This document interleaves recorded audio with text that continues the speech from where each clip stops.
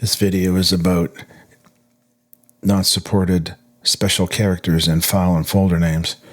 You'll receive this error when you try to upload. OneDrive is more sensitive to this problem.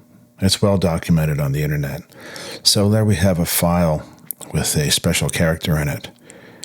Let's rename the file. Remove that character.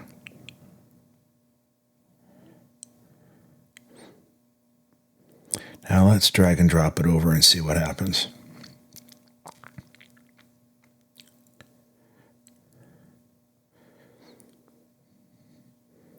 It's a fair size file, so it may take a few seconds.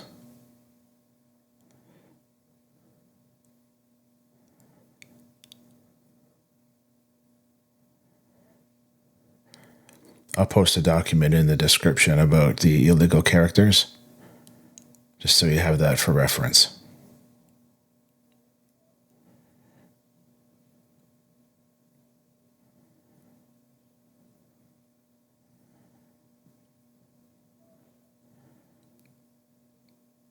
And it's completed. So that's the impact that special characters have. I hope you enjoy the video. Please click like and subscribe. Thanks.